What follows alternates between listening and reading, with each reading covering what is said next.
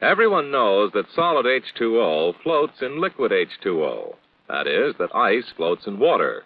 And there doesn't seem to be anything surprising about this. The solid is evidently not so dense as the liquid. And in fact, this behavior of paraffin is characteristic of most substances. Generally speaking, a given substance is denser that makes it behave in this unusual fashion. First, to give us a basis for comparison, consider a more typical substance, benzene. We have some benzene, which is in the process of melting. Go 8. The benzene is remaining at 5.5 degrees, which is close to its melting point. As the benzene absorbs heat and melts, it expands, forcing some liquid up this narrow tube. The benzene continues to melt as it absorbs heat. Now the benzene is all liquid, and it is still absorbing heat. The temperature has begun to rise above the melting point. As the liquid benzene becomes warmer, liquid benzene becomes, the greater the volume it occupies, or in other words, the less dense it becomes.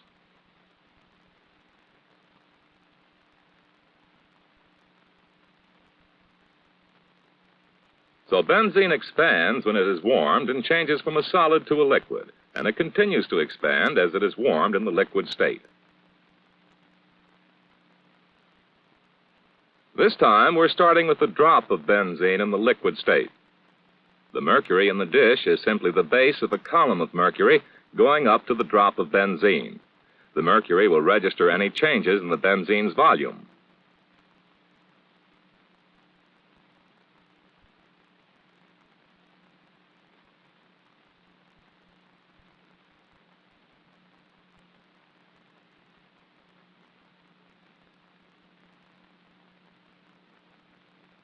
In order to raise the temperature of the drop of liquid benzene, hot water is being circulated around it.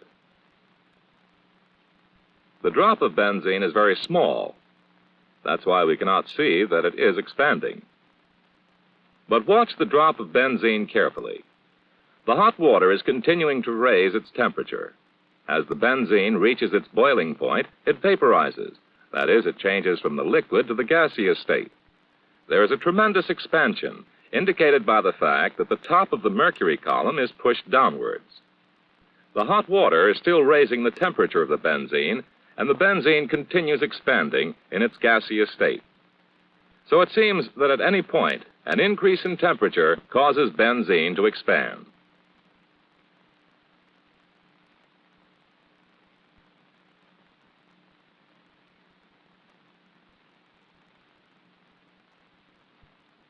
Now let's follow the same procedure with H2O. The H2O in this flask is melting, going from solid ice to liquid water. Just as with the benzene, we can see the temperature on the thermometer and the volume by the level in the narrow tube. As long as the H2O is melting, its temperature remains at its melting point, 0 degrees centigrade.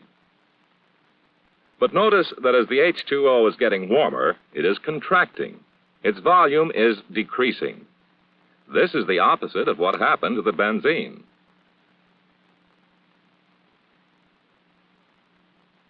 The H2O is still absorbing heat. The last particles of ice melt into liquid water. Now the temperature begins to climb above 0 degrees centigrade. As the water is heated above 0 degrees, it continues contracting. The H2O, entirely liquid, is still absorbing heat. The temperature of the water has risen to 4 degrees centigrade. And now the level of the column of water in the tube seems stationary. Even though the water is still absorbing heat and its temperature is rising, it is no longer contracting.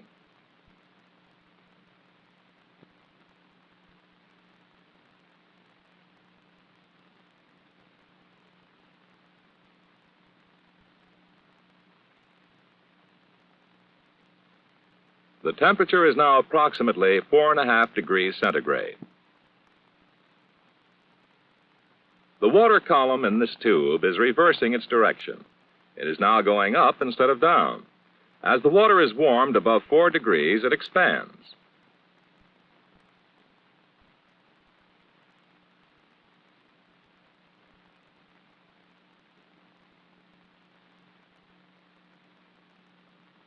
The temperature of the water is up to 10 degrees, and it is continuing to expand or increase in volume.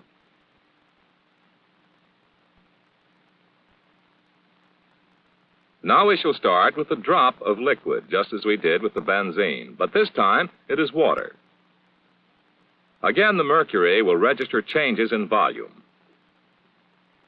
A hot bath is used to raise the temperature of the water.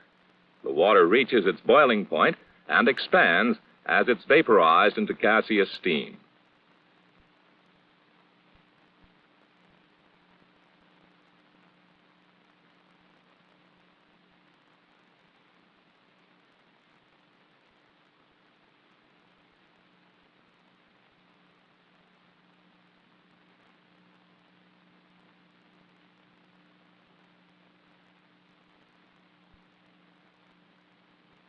And as we continue heating the steam expands.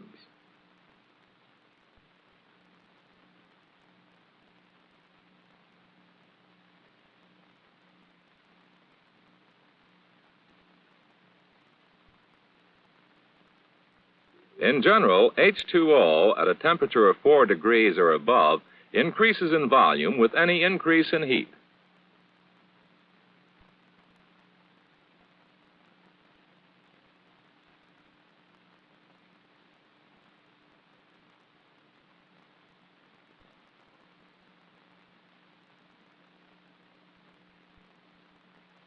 Now let's consider this same data, but in reverse. A given quantity of benzene will contract as it's cooled. As heat is taken from it, it decreases in volume, passing from the gaseous to the liquid to the solid state. This is true not only of benzene, but of most substances. The less heat, the less molecular motion, and the less volume. H2O in gaseous form, that is steam, also decreases in volume as it is cooled. It continues contracting as it condenses into water and as it's cooled in its liquid state. But when cooling water reaches 4 degrees centigrade, it begins to expand, and it continues expanding as it freezes into ice. It is not difficult to demonstrate the great force of this expansion of H2O as it goes below 4 degrees. We are filling this cast iron container with water.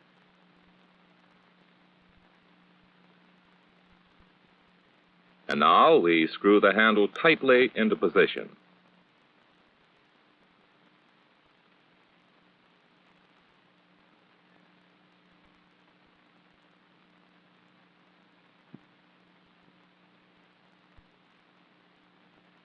We place the cast iron container in a beaker filled with dry ice and acetone. This mixture of dry ice and acetone has a temperature of about -80, well below the freezing point of water, and should therefore freeze the water inside the cast iron container into ice quickly.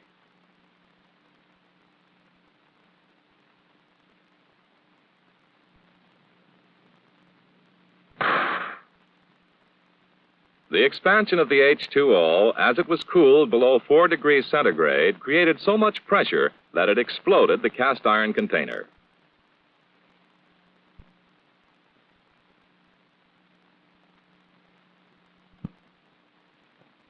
Most other substances contract when freezing.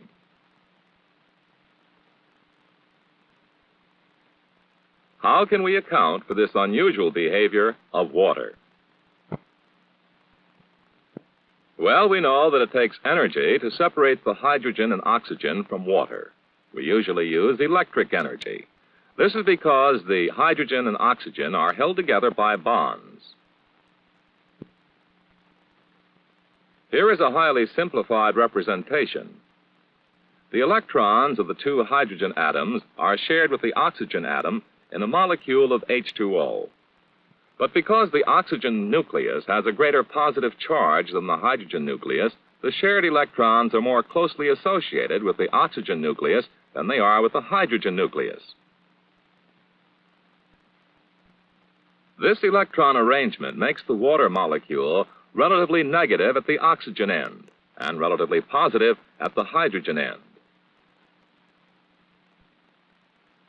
It's been determined that the hydrogen atoms attached to the oxygen atom are at an angle of about 105 degrees. This bent shape increases the polarity of the H2O molecule. Thus, it's possible for a number of H2O molecules to bond to each other, positive ends to negative ends.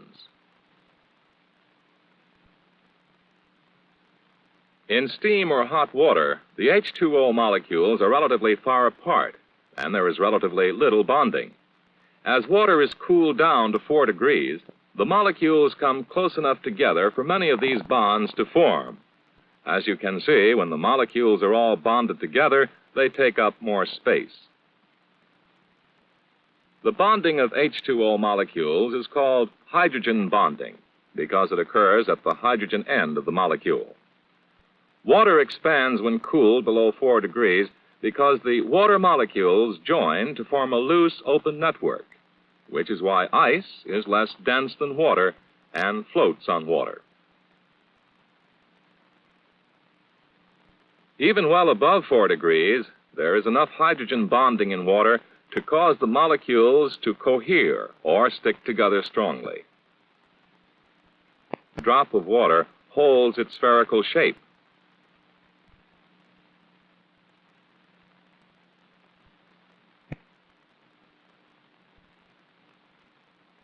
But a drop of benzene in which there is practically no bonding between molecules spreads out.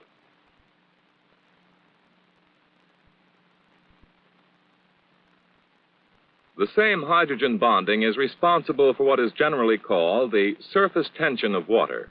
It's quite easy to float a razor blade on water because of the linking of H2O molecules to each other.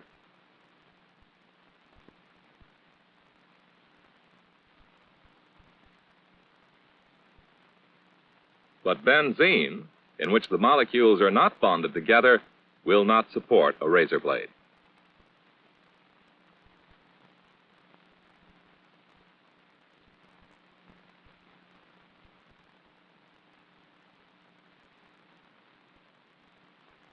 Much of the familiar behavior of water, such as its cohesion and surface tension, and its expansion when it freezes, is a result of hydrogen bonding.